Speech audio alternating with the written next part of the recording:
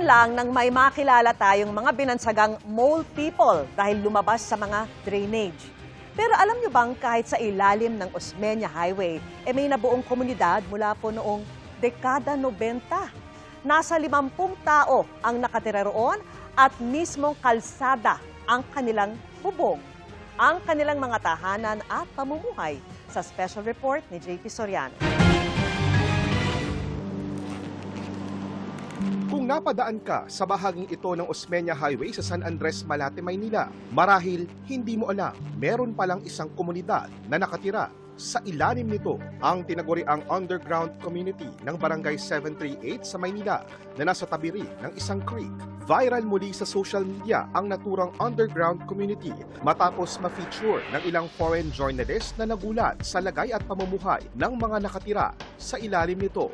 Mula sa gilid ng Barangay 738, natuntun namin ang underground community, ang pangunahing daanan, papasok at palabas ng malatanaw na komunidad. Kulang 1.5 metro ang taas. Ang lapad naman, wala pang 1 metro, kaya kung may magkakasulubong. Okay, sorry po.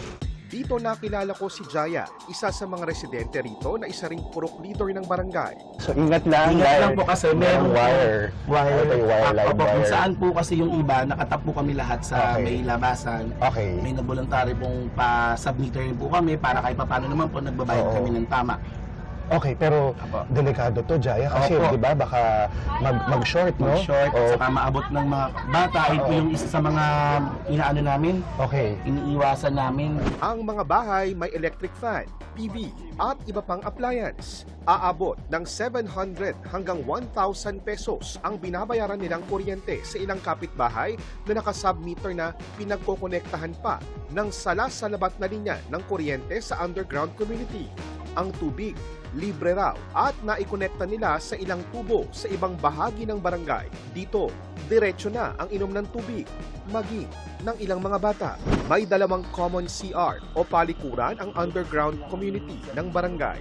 Ang CR na ito, halos 1 metro lang ang taas. Ang batya na ito, ang paliguan ng lahat at ang inidoro, diretso na sa sapa. Kung nasa 1.5 metro lang ang taas ng pangunahing daanan, sa mga mismong bahay o unit kung tawagin nila, mas sumisigit pa. Sa unit ni Erlinda halimbawa, kulang pa sa 1 metro ang pagitan ng espasyo mula sa kama hanggang sa sementadong bubong sa ilalim ng Osmeña Highway. 1990 pa raw nakatira rito si Erlinda. Dito na nagkaasawa, 8 anak at 14 na apo.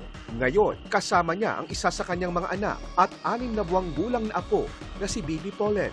Sa loob ng 4 na dekada, naranasan na raw ni Erlinda ang abutan ng lindol, baha at sunog. Napakainit, hindi ka makatulog dahil sa sobrang init. Tapos yun nga pagbabaha, saan ka pupunta? Pumapasok po ang tubig dyan. Lumalabas mga daga, ipis, mga alupihan, mga basuran. Wala ka mapupuntaan kundi sa highway para makatulog lang ng panandalian. Ang mga daga, nasinglaki raw minsan ng mga pusa, ang dahilan kung bakit hindi siya makatulog sa gabi dahil kailangan niyang protektahan ang apo. Minsan sa ko, yung kamay, biglang gaganunin ko, tumatalsik yung daga. Mapapasigaw lahat nun, no? Oo. Pero kayo sanay na. Ang sanay na kasi wala talaga kami mapupuntahan. Kung sa bahay ni Erlinda medyo nakakaupo pa sila, ang ibang unit na nasa mas dulong bahagi, mas maliit at mas masikip pa, kulang na sa 1 metro ang taas. Pagapang. Lalo pag bumabaha. Marami raw sa nakatira rito, nagtatrabaho bilang delivery riders. Kaya kung papasok sila sa trabaho, kailangang ipadlock ang mga unit. Mga kapuso, nandito po tayo sa ilalim po ng Osmeña Bridge o Osmeña Highway. Ito yung underground community, abot po sa 40 to 50 na pamilya ang nakatira dito. Wala pa akong 30 minutes na bumibisita sa kanila, so pawis na po ako. Pero sobrang init, imagine niyo po yung mga kababayan natin nakatira dito. Pero kompleto sila dito, may kuryente, sa mga wires na nakakonect po sa labas, may tubig. Obviously, napakahirap ng buhay. Kumbaga sabi, para sa iba, unmanageable. Pero sabi po nila dito, masaya daw sila.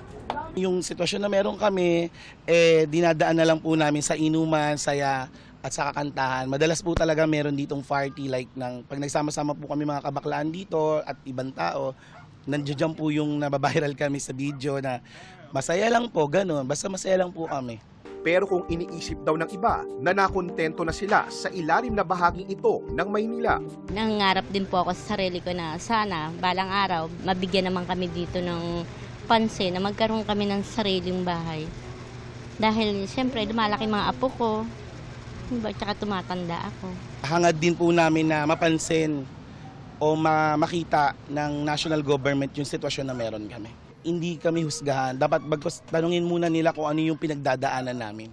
ayon sa mga opisyal ng barangay, patuloy daw ang pakikipag-ugnayan sa kanila ng DSWD at iba pang ahensya ng national government para sa isang permanente at mas ligtas na relocation. Pero ayon sa chairman ng barangay, na-relocate sila dati sa Kabuyaw, walang trabaho, malayo, kaya napipilitan silang bumalik kasi andito, madali ang trabaho rito, nakakakuha ng trabaho. May mga anak kasi, hindi mo rin sila mapigil na may mga anak sila na dapat buhayin kaya naghahanap sila ng trabaho. wala pang tugon ang Manila City LGU kaugnay sa plano para sa mga nakatira sa underground community ng Maynila. JP Soriano, nakatutok, 24 oras.